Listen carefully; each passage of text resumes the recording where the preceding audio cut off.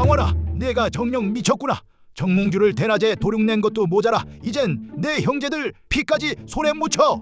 아바마마, 억울해하지 마십시오. 주저하는 자는 왕좌에 앉을 수 없고 살아남지 못하면 개죽음뿐인 걸 가르쳐 주신 건 아바마마이십니다. 조선 최고의 킬러 태종 이방원, 자기 손으로 이복 동생들의 뚝배기를 깨고 친형 반감마저 철퇴로 짓누르며 마침내 용상에 올라앉았다. 자, 드디어 조선 최고의 권력을 가졌으니 이제 평생 떵떵거리며 행복하게 살았을까? Nope. 천만의 말씀, 진짜 피비린내 나는 지옥문은 왕이 된 바로 그 순간부터 열리기 시작했다.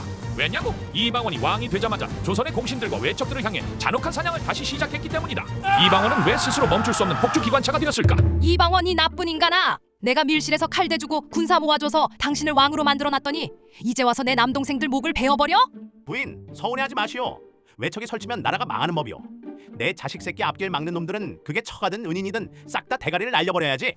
이방원의 숙청 매스는 지독할 정도로 정확하고 냉혹했다. 이방원이 왕좌에 오르는데 가장 결정적인 공헌을 한 사람은 바로 그의 아내 원경 왕후 민씨와 장인 민재, 그리고 처남들인 민무구와 민무질 형제였다. 사실상 민씨 가문의 막강한 사병과 자금력이 없었다면 이방원은 진작에 죽은 목숨이었다. 하지만 이방원은 왕이 되자마자 이 영웅 처남들을 영모로 몰아 사약을 먹여버린다. 뿐만 아니라 자신을 왕으로 만드는데 온몸을 바쳤던 영혼의 단짝이자 1등 공신 이숙광마저 어깨에 힘이 들어갔다는 이유 하나만으로 변방으로 유배를 보내버려 평생 궁궐 구경도 못하게 만들었다.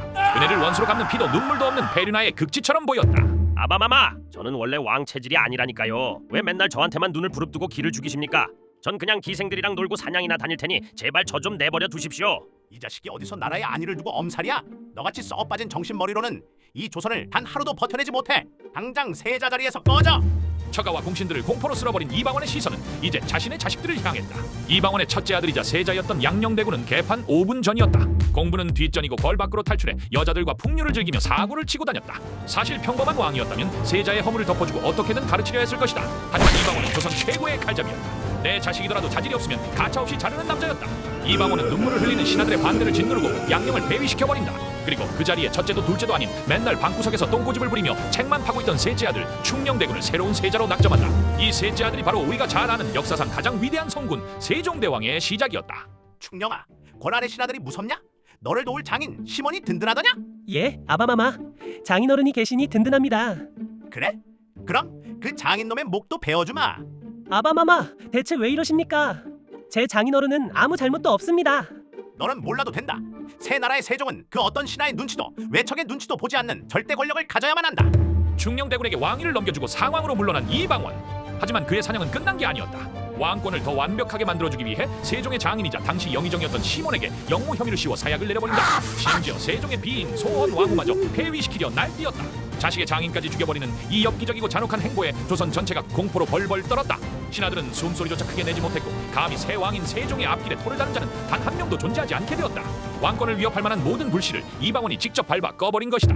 아바마마, 제 아내의 가문까지 풍비박산 내시고 장인어른까지 죽이셔야만 했습니까? 이토록 잔인하게 피를 묻히시는 이유가 대체 무엇입니까? 주상, 군주란 자리는 눈물로 지키는 곳이 아니다. 내가 외척들의 손발을 자르지 않았다면 훗날 네가 한글을 만들고 나라를 다스릴 때 그들이 네 앞길을 막아설 것이다. 모든 원망과 원죄는 내가 짊어지고 지옥으로 갈 테니 너는 오직 백성만을 위한 군주가 되거라. 이방원은 세종이 흘리는 눈물을 외면하며 끝까지 비정함을 잃지 않았다. 자식의 원망을 한 몸에 받으면서도 왕권을 위협할 마지막 불씨 하나까지 철저하게 밟아 꺼버린 것이다.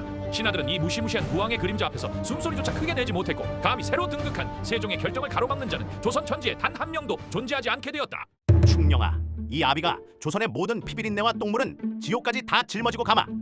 너는 오직 백성만을 바라보며 이 땅의 가장 아름다운 천국을 건설하거라. 세상 모든 사람들로부터 잔인한 살인마, 폐류나, 독재자라고 손가락질받던 태종 이방원. 하지만 그가 온몸에 피칠갑을 하며 신하들과 외척들을 공포로 찍어눌러 강력한 왕권을 완성해준 덕분에 그의 아들 세종대왕은 신하들의 눈치를 전혀 보지 않고 마음껏 훈민정음을 창제하고 집현전을 열어 과학과 문화를 꽃피우는 평화로운 태평성대를 열 수 있었다. 스스로 악마가 되어 자식에게 천국을 물려준 이 거인의 유산. 이방원의 잔혹한 큰 그림이 여러분은 어떻게 보이시나요? 오늘 이야기가 흥미로우셨다면 구독과 좋아요를 부탁드리며 다음 태종 사부신의 품으로 편에서 다시 뵙겠습니다.